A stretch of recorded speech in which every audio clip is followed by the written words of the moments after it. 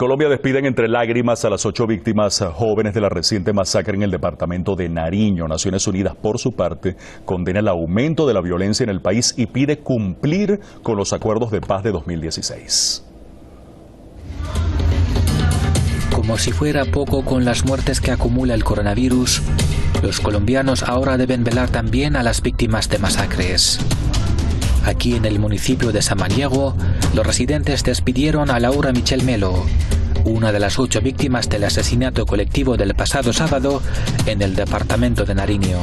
Esta es mi hermanita, la que le quitaron la vida, la que quería ser médica, la que quería salvar vidas. Ahora ya no puede por esos malos, que se arrepienta. Fue la tercera masacre que conmocionó a Colombia en una semana.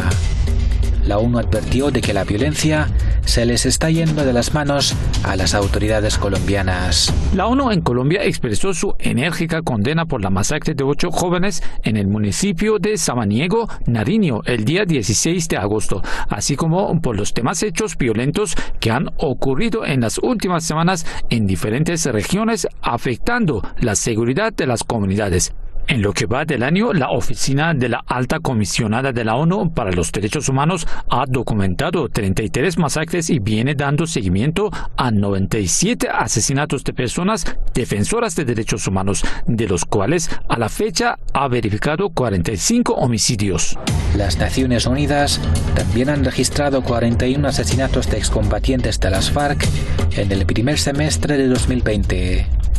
El organismo hace un llamado a cumplir los acuerdos de paz, en especial el capítulo 3,4 que estipula garantías e instrumentos para la protección y la seguridad de líderes sociales y personas en proceso de reincorporación. Desde que se firmó el acuerdo de paz entre el gobierno de Juan Manuel Santos y la exguerrilla de las FARC, los actos violentos se reducían de manera sostenida. Pero los recientes niveles de seguridad han hecho que desde la oposición señalan al gobierno por el aumento de la violencia.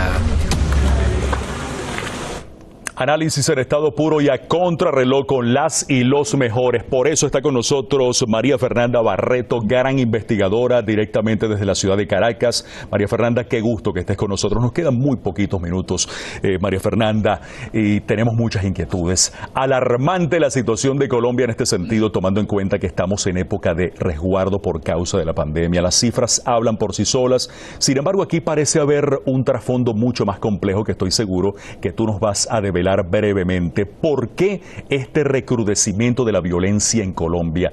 ¿Qué está pasando en ese país? ¿Qué hay detrás de todo esto? ¿Hay inacción o permisividad por parte del gobierno de Iván Duque en este sentido? Bienvenida, cuéntanos. Hola, bueno, un placer estar aquí contigo. En realidad habría que comenzar por decir que lamentablemente Colombia es un país en guerra. Es un país en guerra hace 500 años y obviamente esa guerra permanente en la que ha vivido Colombia durante los últimos 500 años se agudiza a partir de la década de los 90 con la presencia estadounidense, la ocupación militar estadounidense sobre el territorio nacional. Y ahí hay que señalar que es en esa década de los 90 cuando esta última generación del paramilitarismo que estás mencionando cobra fuerza con el apoyo de Uribe, pero sobre todo bajo la égida de los Estados Unidos de la OTAN, y hay que decirlo también muy de la mano con Israel.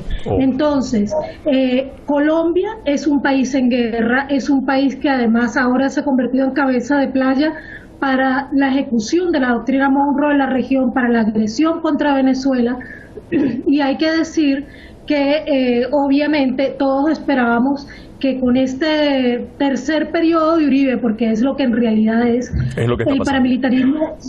¿Perdón?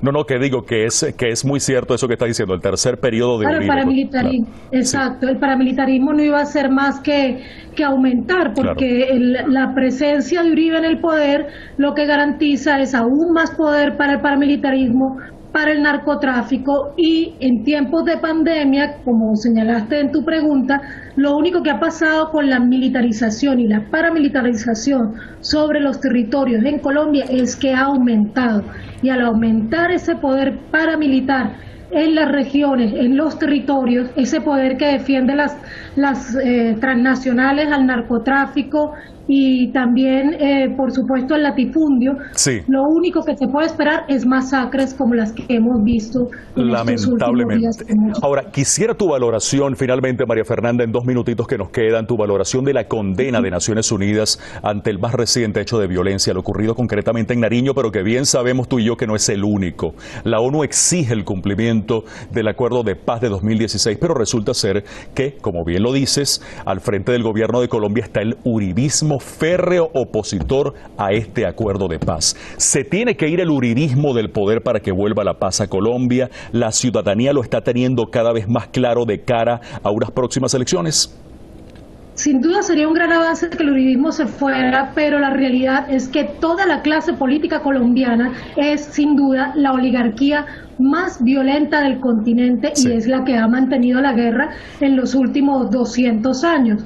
Entonces, claro, como tú señalas, solamente durante el gobierno de Duque hay alrededor de 600 líderes y lideresas sociales asesinados.